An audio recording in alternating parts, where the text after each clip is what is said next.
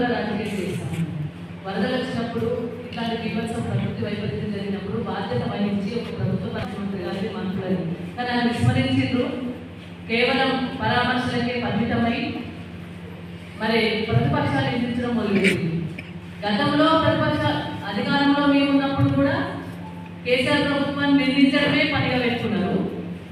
వాళ్ళకి అధికారం ఇచ్చి వాళ్ళ అధికారం పట్టకట్టి వాళ్ళ అధికారంలోకి వచ్చినాక కూడా ప్రతిపక్షాలను నింపడమే మొదలు పెట్టుకున్నారు. అంటే వాళ్ళ నైజం ఏంటి?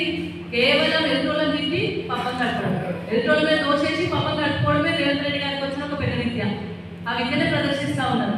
మేము ఒకటే కోరుతా ఉన్నాం, వరదలు వచ్చినప్పుడు అందరం కలిసికట్టుగా పనిచేసి వాళ్ళకి భరోసా ఇచ్చి ధైర్యాన్ని ఇచ్చి ప్రజలు ఆదుకోవాల్సిన బాధ్యత ప్రభుత్వం మీద ఉంటుంది. కానీ ప్రభుత్వంలో ఉన్నమని మర్చిపోయి ప్రతిపక్షాలను నిందించడం, ప్రతిపక్షాల మీద ఉసిగొలపడం కార్యకర్తలు అక్కడ ఎందుకు పోయింది? అక్కడ సహాయ చర్యలకు అందించడం కోసం మా వంతు కర్తవ్యంగా మేము కూడా బీఆర్ఎస్ పార్టీగా గతంలో అధికారంలో ఉన్న వాళ్ళకి సాయం చేసాం, ఇప్పుడు కూడా సాయం చేస్తామని ఒక మంచి ఉద్దేశం కొద్ది ఖమ్మం జిల్లా వాసులను వరద వచ్చిన వాళ్ళని ఆదుకోవడం కోసం మా వంతు సాయంగా ఈ ప్రతినిధుల బృందం అంతా కూడా అక్కడికి వెళ్ళినప్పుడు ఏం చేయాలి?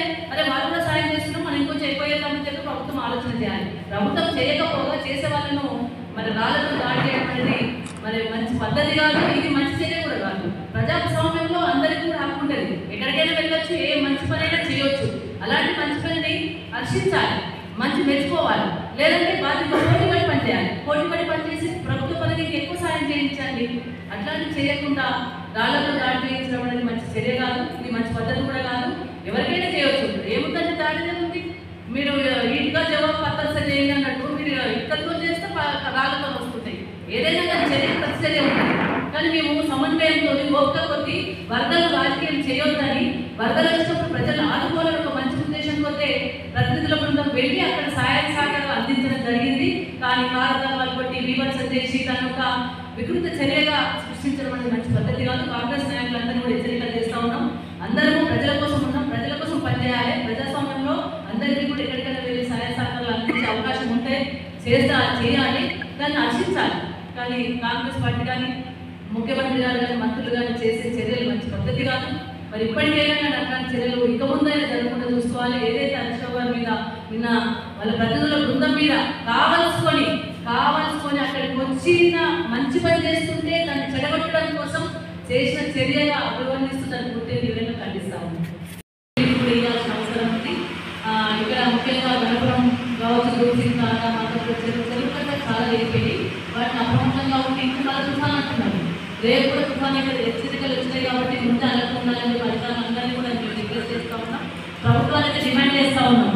ఏమైతే ఇక్కడ వాళ్ళు ప్రజలకు నష్టం జరిగిందో 200 ఎకరాలకు గణపురం చెరువు గిరికాలు నష్టపోయింది, దూసింగ్ తాండా నక్కబాగులాగా నష్టపోయింది. అదేవిధంగా నీట మునిగినాయి. ఇక్కడ మన దూసింగ్ తాండాలు కూడా పొలాలు నీట మునిగినాయి. అక్కడ కూడా మాందాపురం చెరువు దగ్గర కూడా మొత్తం నీట మునిగినాయి. మేము ఎకరానికి 30,000 డిమాండ్ చేస్తూ ఉన్నాం. అదేవిధంగా పంట నష్టపరిహారం వెంటనే చెల్లించాలి, చెరువులను పునరుద్ధరించాలి. మళ్ళీ వచ్చే తుఫాను అలర్ట్గా ఉండాల్సిన అవసరం ఉంది. కాబట్టి అధికారులందరూ సమన్వయం చేయాల్సిన బాధ్యత ఉంది.